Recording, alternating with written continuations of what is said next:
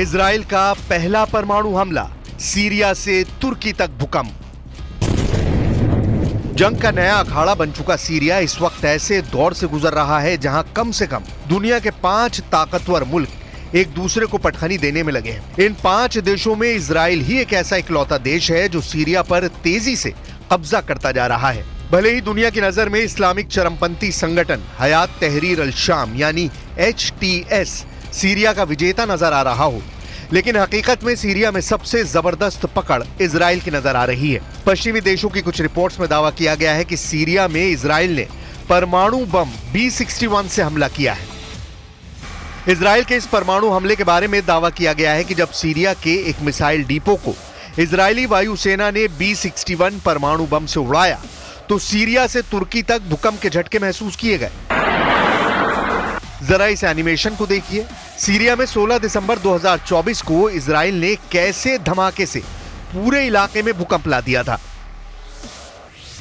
Reports से दावों के मुताबिक इजरायली रक्षा बलों ने 16 दिसंबर 2024 को सीरिया के टाटस में हथियार डिपो पर हवाई हमला किया।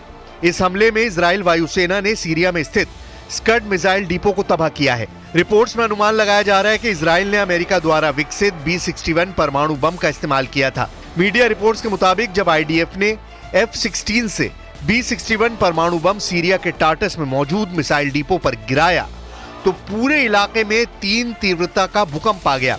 दावा किया जा रहा है कि इजराइल हमले से शुरू हुआ भूकंप सीरिया से तुर्की तक महसूस किया गया है। हम आपको बता दें कि सीरिया से 820 किलोमीटर दूर तुर्की के इजनिक इलाके तक भूकंप के झटके महसूस किए गए हैं।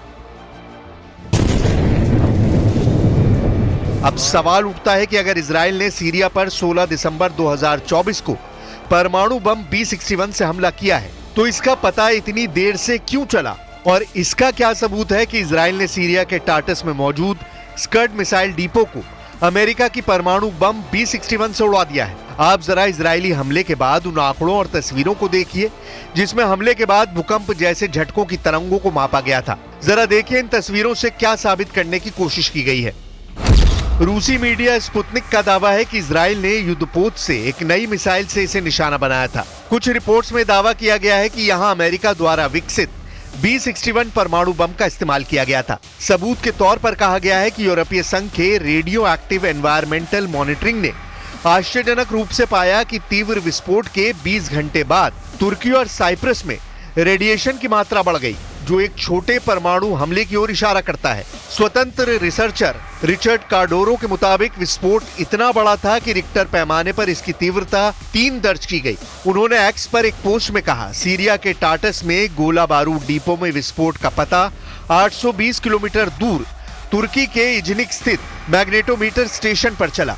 यानी सीरिया से तुर्की तक जो 3 तीव्रता का भूकंप महसूस किया गया है उसके पीछे B-61 परमाणु बम का हमला हो सकता है। इजरायली वायुसेना ने सीरिया में 23वीं वायु रक्षा ब्रिगेड के बेस और सतह से सतह पर मार करने वाली स्कड मिसाइल गोदाम को निशाना बनाया था, जिसकी वजह से भीषण धमाका हुआ। हालांकि ना तो इजराइल, ना ही अमेरिका और ना ही रूस की तरफ से किसी भी तरह से परमाणु बम से हमले की पुष्टि की गई है। सीरिया में जला क्रिसमस ट्री, कमांडर जुलानी के खिलाफ बगावत।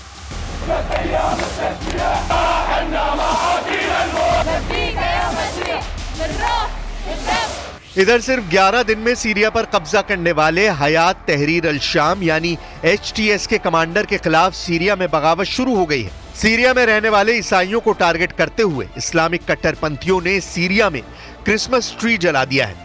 इस घटना के बाद से सीरिया की राजधानी दमिश्क में ईसाइयों का जोरदार प्रदर्शन हो रहा है। सीरिया में लोगों को डर है कि बशर अल असद से सत्ता छीनने और विद्रोही इस्लामी गुटों के शासन के आने के बाद क्रिसमस कैसे मनाया जाएगा। فنحن هي كانت مسيرتنا اليوم تضامنا مع او زعل على اللي عم بيصير من اعمال فرديه، ما يدعى باعمال فرديه كثيره بسلبيه، حرق الشجره اللي هي حرق شجره رمز ميلاد سيدنا المسيح اللي هو العنوان اليوم او التاريخ اليوم هو ميلاد السيد المسيح، فهو ميلاد المحبه، ميلاد السلام، ميلاد الامان। इस मामले में इस्लामी संगठन ने सफाई दी है कि इस घटना को अंजाम देने वाले सभी बाहर के विदेशी लड़ाके हैं, लेकिन जिस तरह से सीरिया में खून खराबा तेज हो रहा है वो हैरान करने वाला है।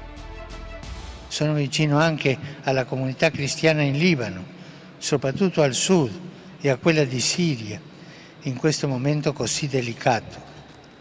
Si aprono le porte del dialogo e della pace in tutta la regione, lacerata dal conflitto.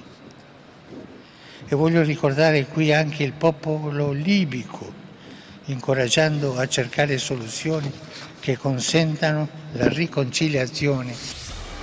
Syria को इस वक्त दो तरह से रौंदा जा रहा है। इस्लामी चरमपंथी संगठन हयात तहरीर अल शाम के चीफ कमांडर अबू मोहम्मद अल जुलानी सीरिया को लूटने और कब्जा करने में जुटे हैं। एचटीएस के चीफ कमांडर अबू मोहम्मद अल जुलानी के बारे में समझ लीजिए। ये वो कमांडर है जो कभी अलकायदा से सीधा जुड़ा हुआ था, लेकिन बाद में इसकी विचारधारा आईएसआईएस के चीफ बगदादी जैसी हो गई और इस वक्त कमांडर जुलानी तुर्की का मोहरा बनकर सीरिया में इस्लामिक सरकार बनाने की कोशिश में जुट गया है। अमेरिका कमांडर जुलानी को ईरान और रूस के खिलाफ इस्तेमाल कर रहा है। तुर्की नेटो का वो देश है जिसमें अमेरिका शामिल है। यही वजह है कि अमेरिका भी तुर्की के हर कदम पर साथ दे रहा है। इस चक्रव्यूह को रूस के राष्ट्रपति पुतिन और ईरान के सुप्रीम लीडर अली खामनेई अच्छी तरह से समझ चुके हैं। इसलिए खामनेई ने टीवी पर आकर ऐलान कर दिया है कि सीरिया में हुए तख्तापलट के पीछे अमेरिका और इजराइल का हाथ है, जिसमें तुर्की पर्दे के पीछे से मदद कर रहा है। Toprak bütünlüğüne yönelik saldırılar karşısında da Türkiye olarak tavizsiz duruşumuzu muhafaza edeceğiz. Selden özellikle kütük kapma yarışında olan kim varsa Suriye halkıyla birlikte karşısında milletimizi bulacaktır. कुल मिलाकर हालात ये हो गए हैं कि सीरिया में जहां एक तरफ कमांडर जुलानी अपनी पकड़ मजबूत करने में जुटा है, तो वहीं दूसरी तरफ इजराइल सीरिया के बड़े इलाके पर कब्जा करने में जुटा है।